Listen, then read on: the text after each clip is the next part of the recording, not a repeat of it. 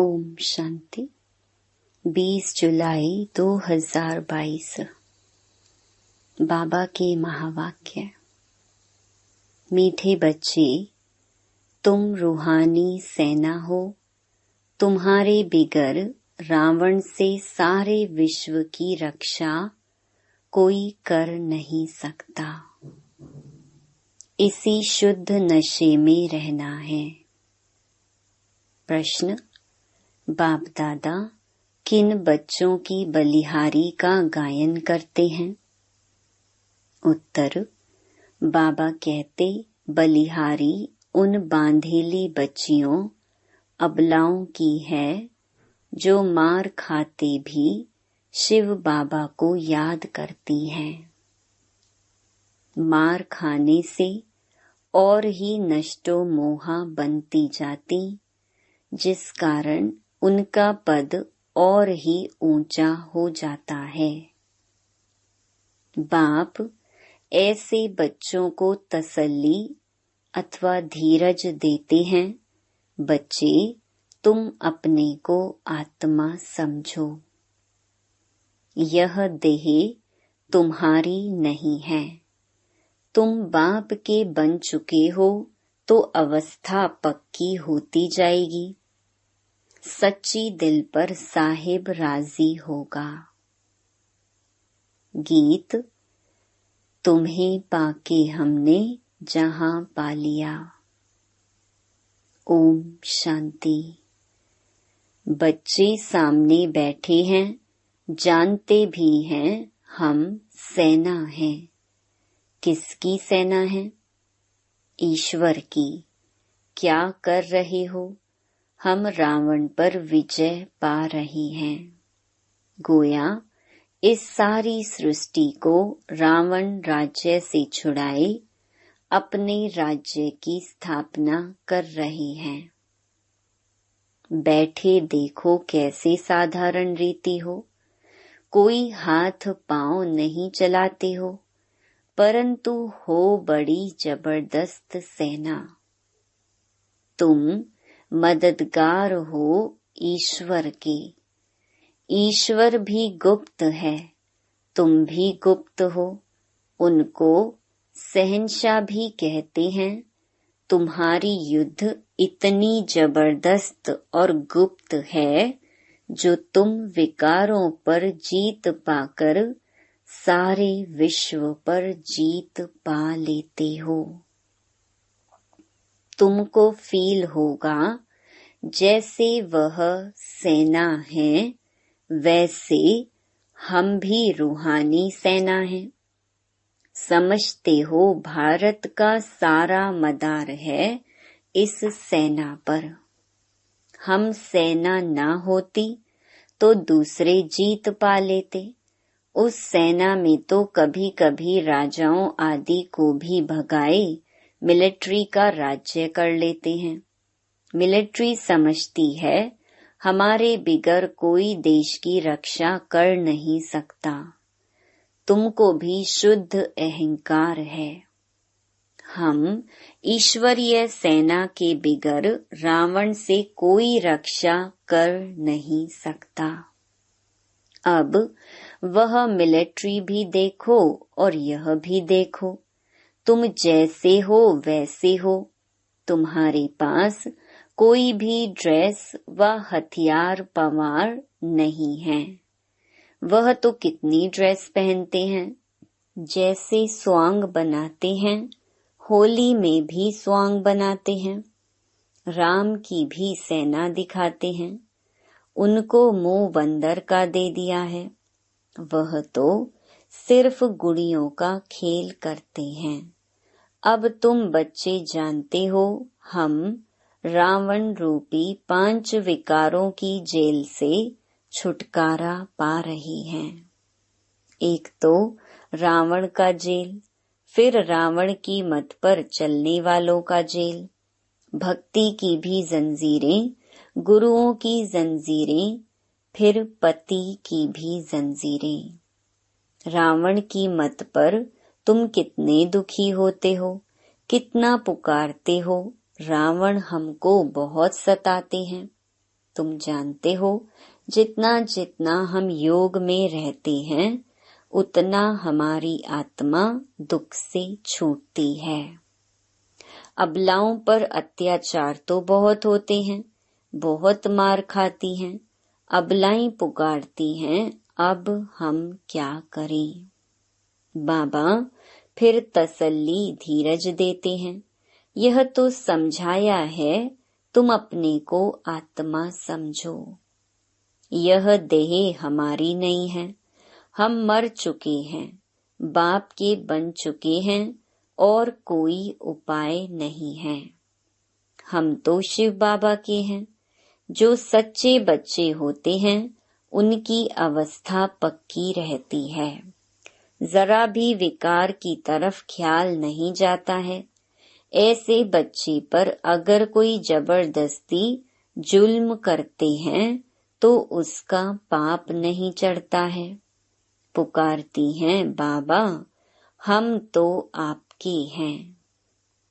शरीर तो जैसे मुर्दा है, ऐसे निश्चय बुद्धि वाले जो हैं वह भी बड़ा ऊंच पद पा लेते हैं।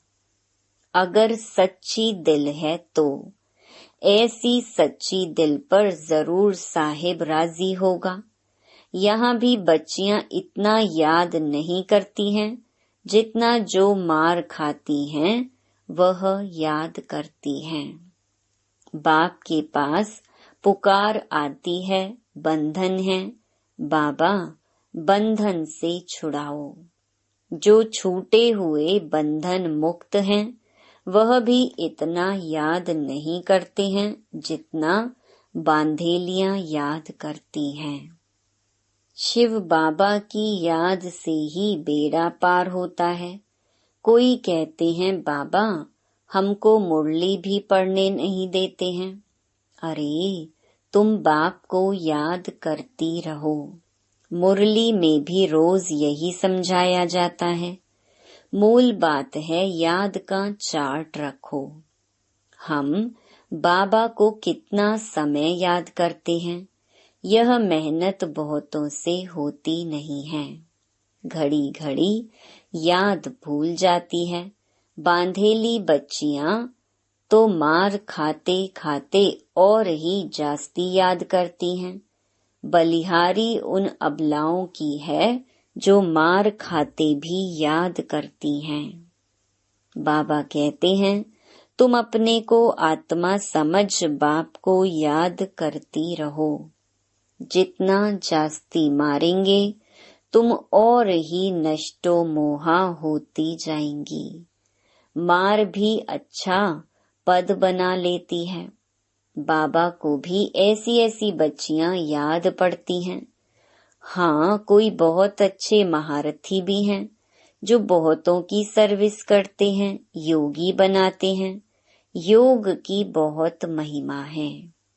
तुमको तो सब पर तरस खाना है। तुम बच्चे गीता को रेफर करते हो, उन्हों की बुद्धि में सिर्फ यह है कि कृष्ण भगवान ने राजयोग सिखाया। तुम कहते हो परम पिता परमात्मा ने राजयोग सिखाया। यह सिद्ध करने के लिए ही तुम पूछते हो, परम पिता परमात्मा से तुम्हारा क्या संबंध है। पिता कहते हैं ना, पिता का ही फरमान है कि हमारे साथ योग लगाओ तो तुम्हारे विकर्म विनाश होंगे। कोई मनुष्य मात्र के साथ योग नहीं लगाना है। अगर सिखाने वाला ही मनुष्य होगा तो तुम्हारा कल्याण नहीं होगा। गीता में भी नाम देहधारी का रख दिया है। हम कहते हैं हमको निराकार परम पिता परमात्मा योग सिखाते हैं। तुम कोई की निंदा नहीं करते हो, तुम तो बाप की महिमा करते हो, परंतु समझाने वाले बड़े तीखे और सयाने चाहिए, क्योंकि वहाँ बड़े बड़े विद्वान पंडित भी बहुत आते हैं। सन्यासियों की भी सेना है ना। सबके हेड्स आते हैं। तुम बच्चे ऐसे चतुर होने चाहिए जो बात बिल्कुल थोड़ी करो और एकदम तीर लग जाए। जास्ती कुछ भी बोलने की दरकार ही नहीं है, क्योंकि वे क्रोधी भी बहुत होते हैं। उनकी भी बड़ी सेना है। कहाँ से भी निमंत्रण आता है तो तुम जा सकते हो। तुम बच्चे भी समझ सकते हो हमारे में कौन कौन अच्छी ललकार कर सकते हैं। एक अल्फ का अर्थ ही समझाना है। 2 चीजें हैं बस। बाप अल्फ कहते हैं, मुझे याद करो तो तुम विश्व के मालिक बन जाएंगे। यह तो अल्फ भगवान ही कह सकते हैं, जो ही रचयिता है। हेवनली गॉड फादर है। वह कहते हैं, मुझे याद करो तो तुम्हारे विकर्म विनाश होंगे। श्री कृष्ण को याद करने से विकर्म विनाश नहीं होंगे। कृष्ण अब कहाँ है? उसने तो एक शरीर छोड़ दूसरा ले लिया। निराकार तो अविनाशी है। सारी समझानी इस बात पर देते हैं, कितनी भूल कर दी है। भगवान उवाच, मैं तुमको विश्व का वर्षा देता हूँ। कृष्ण कैसे सबको वर्षा देगा? कृष्ण तो भारत का है ना। पतित तो सारी दुनिया है। सबका पतित पावन तो एक ही निराकार है। तुम्हारी बुद्धि में यह सब बातें हैं। भक्ति के पाठ की भी नॉलेज है। पहले पहले होती है शिव की पूजा। सोमनाथ का मंदिर बना हुआ है। इतना बड़ा सोमनाथ का मंदिर किसने बनाया? और कोई की ताकत नहीं। जरूर उस समय इतना साहूकार थे जो ऐसे मंदिर बनाए। तुम बच्चों में अभी समझ है। बरोबर हम कितने साहूकार थे। इतना बड़ा सोमनाथ का मंदिर बनाया है। जरूर महाराजा होगा। देवी देवताएं खुद ही पूज्य थे, वही पुजारी बन पड़े। फिर वही पूजा के लिए मंदिर बनाएंगे। ऐसे नहीं कोई एक सोमनाथ का मंदिर बनाते हैं। एक ने शुरू किया, फिर बहुतों ने बनाया, फिर बहुत मंदिरों को लूटा होगा। एक मंदिर से ही इतना सामान निकला जो ऊंट भर कर ले गए। जब चढ़ाई करते हैं तो कोशिश करते हैं कैपिटल को हाथ करें। फिर उनकी विजय हो गई। अब तुम्हारी बुद्धि में है, बरोबर यह दहली परिस्तान थी। धर्मराज ने स्थापन किया था। दहली फिर से परिस्तान बनेंगी, उसके लिए हम राजयोग सीख रहे हैं। अब तुम सुनते हो तो बुद्धि में नशा चढ़ता है। समझते हो हमारा राज्य स्थापन हो रहा है। हमारा नाम बाला है। कहा भी जाता है गुप्त सेना, नॉन वायलेंस। इतना बड़ा अर्थ कोई नहीं समझते हैं। तुम ना स्थूल हथियार उठाते, ना काम कटारी चलाते। तुम ही नॉन वायलेंस शक्ति सेना हो, जिन्होंने योग बल से राज्य पाया है। विश्व का मालिक बनने के लिए श्रीमत पर हम एक बाप को ही याद करते हैं। जानते हैं अभी यह नाटक पूरा होता है, फिर नए सिर शुरू होगा। यह अविनाशी नाटक है। यह कब विनाश नहीं होता है। बाकी इतना जरूर है, जब नई दुनिया होती तो पुरानी दुनिया खलास हो जाती है। चक्र तो फिरता ही रहता है। यह अनादि ड्रामा है। जैसे भगवान के लिए कहते हैं हाजिर नाजिर है, वैसे यह ड्रामा चक्कर लगाता ही रहता है। इस ड्रामा में सब एक्टर्स हैं ही हैं। तुम जानते हो मूल वतन और सूक्ष्म वतन है ही है। फिर सतयुग त्रेता चक्कर लगाकर फिर रिपीट होता है। यह अविनाशी ड्रामा है। हम एक्टर्स भी ड्रामा में हैं ही हैं। शुरू से अंत तक सबका पार्ट है ही है। वह छोटा ड्रामा होता है तो पुराना हो जाता है। यह कभी पुराना नहीं होता। यह अविनाशी ड्रामा कब पुराना होता है क्या? नहीं। बाकी हम पार्ट में आते हैं। नए से पुराने हो, फिर पुराने से नए हो जाते हैं। तुम जानते हो बरोबर हम राजा रानी थे, अब रंक बने हैं। रंक से फिर राव बनते हैं। रंक माना फकीर। बाप आकर सबको राह बताते हैं। तुमको बहुत नशा होना चाहिए। यह नई नॉलेज तुमको मिलती है और मिलती भी एक ही बार है। यह समझते हो ना कि हम डायरेक्शन अनुसार इस सृष्टि पर अपनी बादशाही स्थापन कर रहे हैं। बाप कहते हैं मुझे याद करो और बादशाही को याद करो। हाँ, बाकी यह सितम तो होंगे ही। सितम भी कर्म भोग है। पुरुष स्त्री को मारता है, ऐसे ही कोई मार सकता है क्या? तुमने भी उनको मारा होगा। वही हिसाब किताब चुकतू हो रहा है।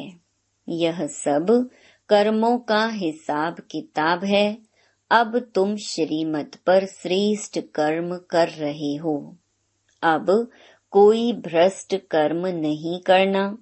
सबसे श्रेष्ठ कर्म है सबको बाप का परिचय देना। बाप का फरमान मिला है, माँ मेकम याद करो। सभी बाप को ही भूले हुए हैं। शिव की पूजा करते हैं परंतु जानते कुछ भी नहीं। अमरनाथ पर भी बड़ा लिंग बना रखा है। इतना बड़ा बाप का रूप है क्या? कुछ भी पता नहीं है। अब तुम बच्चे इन सब बातों को यथार्थ समझ गए हो। अच्छा, मीठे मीठे सिकिलधे बच्चों प्रति माता पिता बाप दादा का याद प्यार और गुड मॉर्निंग। रूहानी बाप की रूहानी बच्चों को नमस्ते। धारणा के लिए मुख्य सार। पहला, श्रीमत पर सदा श्रेष्ठ कर्म करने हैं। कोई भी भ्रष्ट कर्म ना हो, इसका ध्यान रखना है। बहुतों को योगी बनाने की सेवा करनी है। दूसरा, सच्ची दिल रखनी है। शरीर तो जैसे मुर्दा है, इसका अभिमान छोड़ देना है। पूरा पूरा नष्टो मोहा बनना है। वरदान, कल्प कल्प के विजय की नोंद को स्मृति में रख। सदा निश्चिंत रहने वाले निश्चय बुद्धि विजयी भव। निश्चय बुद्धि बच्चे व्यवहार व परमार्थ के हर कार्य में सदा विजय की अनुभूति करते हैं। भल कैसा भी साधारण कर्म हो, लेकिन उन्हें विजय का अधिकार अवश्य प्राप्त होता है। वे कोई भी कार्य में स्वयं से दिल शिकस्त नहीं होते, क्योंकि निश्चय है कि कल्प कल्प के हम विजयी हैं। जिसका मददगार स्वयं भगवान है, उसकी विजय नहीं होगी तो किसकी होगी? इस भावी को कोई टाल नहीं सकता। यह निश्चय और नशा निश्चिंत बना देता है। स्लोगन: सदा खुशी की खुराक द्वारा तंदुरुस्त, खुशी के खजाने से संपन्न, खुशनुमा बनो। मातेश्वरी जी के अनमोल महावाक्य। हम कहते हैं कल्प 5000 वर्ष का है और यह कल्प हर कल्प हूबहू रिपीट होता है। इस पर बहुत मनुष्यों का प्रश्न है। कल्प इतना बड़ा है, वह फिर 5000 वर्ष का कैसे हो सकता है? कल्प तो लाखों वर्ष का होता है। जब ऐसी चीज निकली हुई है जिससे मालूम पड़ता है कि यह कोई लाखों वर्ष की है, फिर मनुष्य कैसे मानेंगे कि कल्प 5000 वर्ष का है?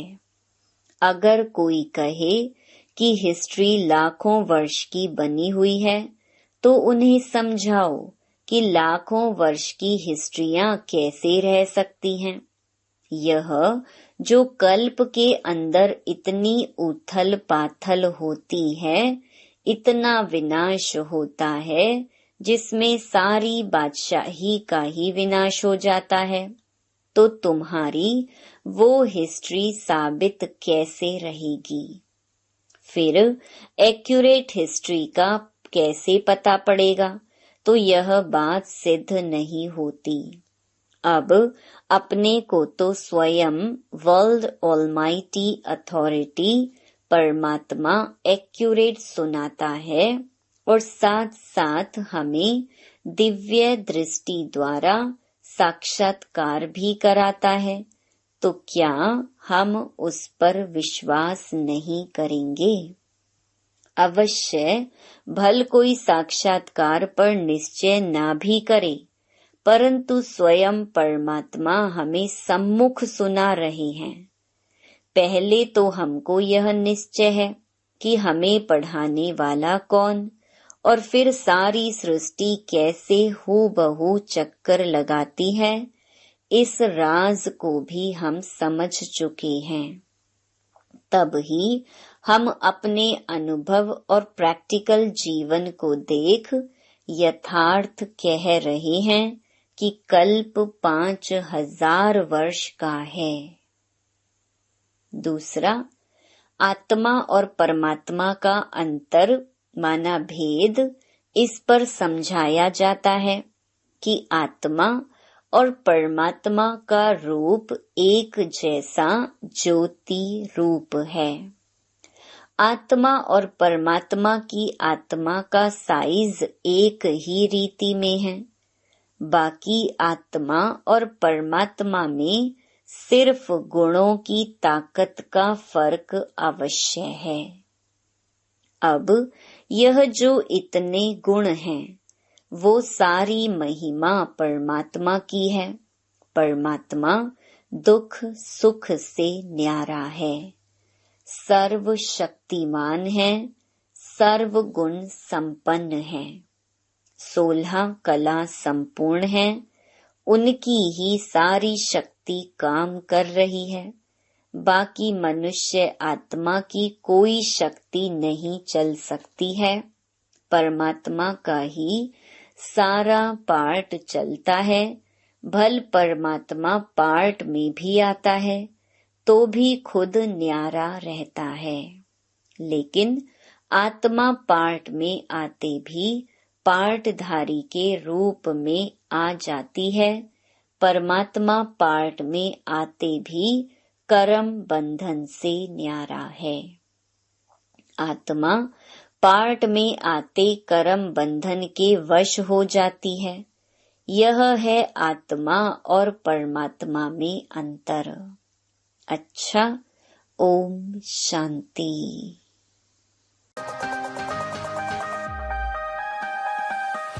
Click here to like and subscribe our channel and press the bell icon to stay updated with the latest videos.